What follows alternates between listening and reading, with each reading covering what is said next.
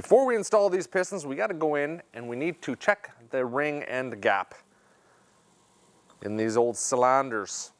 If we don't do that, when those piston rings warm up, if they're too tight, they get hot real fast, they could seize up in your cylinder. Stop that piston from moving. Well, that's no good. That's no good for anybody. Those rings aren't your friend when that happens. So I mean, there's instructions in here. These are Wiseco, however you do it. They have the instructions in here, but you know what? Kelsey's got instructions of his own, and I'm going to follow those because I do what Kelsey says. I even have the instructions, or destructions, as some call it. So we want to make sure these rings are bang on between 18 and 20 thou, or a little bigger. It's all good. Personally, I like it a little bigger than 18 thou. I don't know why. It just sounds like I know what I'm talking about when I say stuff like that. But y'all know I don't, right? Okay, so come over here and look at this. This is what we're talking about, ring end gap. This is your ring. This is your ring on drugs. I'm kidding. This is your ring. Can you see this over here? Cal's my cameraman for the day. He's my young lad here. He's off. The gap, ring end gap. This is your ring. This is the ends. That's the gap in between there, right? You take a little feeler gauge. I've already got this one. This one's 20 thou, or 0.5 millimeters. And you just want to make sure that it's going to be about that thick. And what you do is you take this, you put this inside this cylinder. Now you have to make sure you take your piston, you push it in. You want to make sure that it's kind of equal or level all the way around, and you want to push it in deeper than where your piston moves up and down to. There is a space in there where the piston, you know, it doesn't go all the way to the top of the cylinder. So you want to make sure you actually bring it into the area where the cylinder moves up and down. And then we want to just take the feeler gauge. Can you see that in there, Cal? See, that's where your ring end gap is, right there. I'm trying to put that in. You know what? Doggone it, it doesn't fit. So that's 20 thou. Let's see if the 18 thou will fit. There's 19. There's 18. Try 18. It's snug. Well, what we'll do is, you know what? I get a lot of guys asking about this kind of stuff when they're replacing rings or pistons and all that in their sleds. A lot of guys just chuck these in without doing this, and that's a no-no. That's not a really good idea. You can run into some real problems. I usually have a file. I have a little diamond file at home, actually, but it's at home.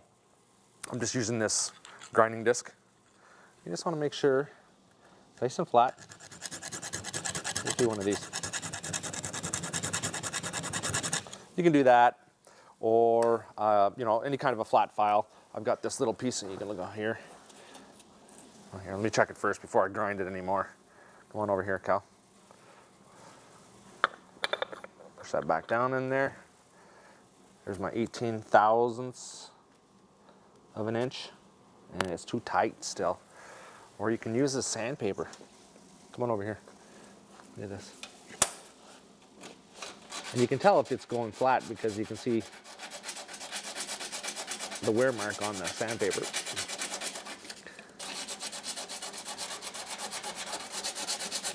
I'd rather not use sandpaper. You could wet file it if you wanted with that paper, emery cloth.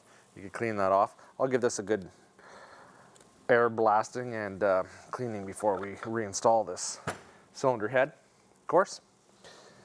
And we're at 18 thou. Let me see. 18 thou, no problem.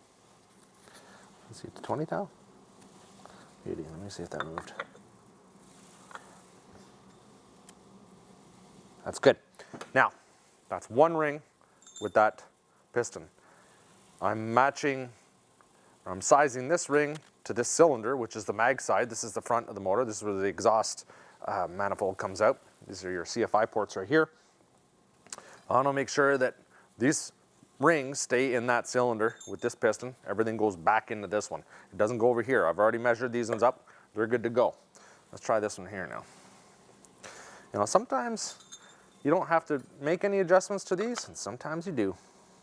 I'm glad we checked them, because nothing worse than putting your sled together and saying, uh-oh, I forgot to check my ring and gap. That's not good. It's not good at all. I've done it.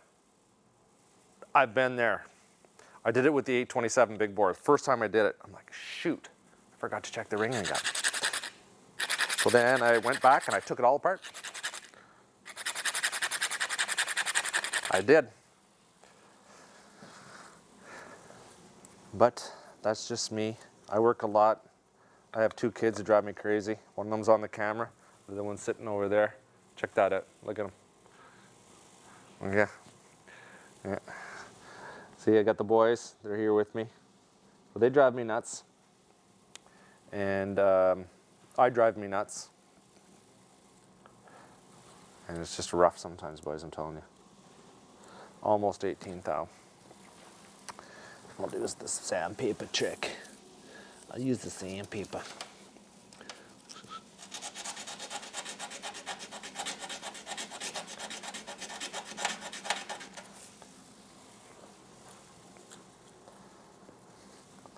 And this can be done on anything. Rebuilding your truck, your 4-strokes, whatever. This is the ring end gap always needs to be checked. Every manufacturer will recommend that. And they'll all say to you, we're not responsible for the damage if you don't do it. Nobody likes to be responsible anymore. Nobody. Nobody, I mean nobody.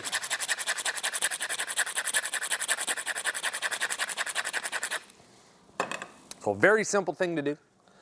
Everybody can do this. Everybody can do a top end on their sled.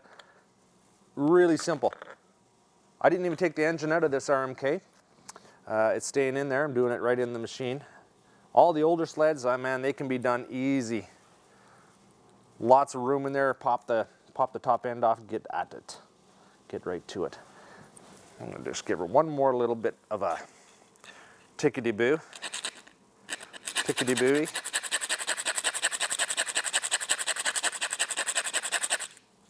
We are getting a massive rainstorm right now, and it's not cool. It's a little depressing, but it's okay because the weather is going to change, and it's going to change to our favor.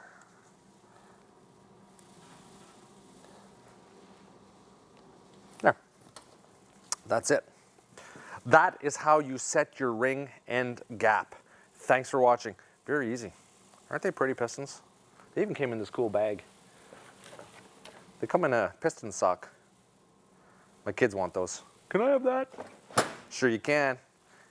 Sure can, boys. RKTek. What are those? Skittles. Little Skittles bag. Kelsey. Little bag of Skittles. Gotta love that.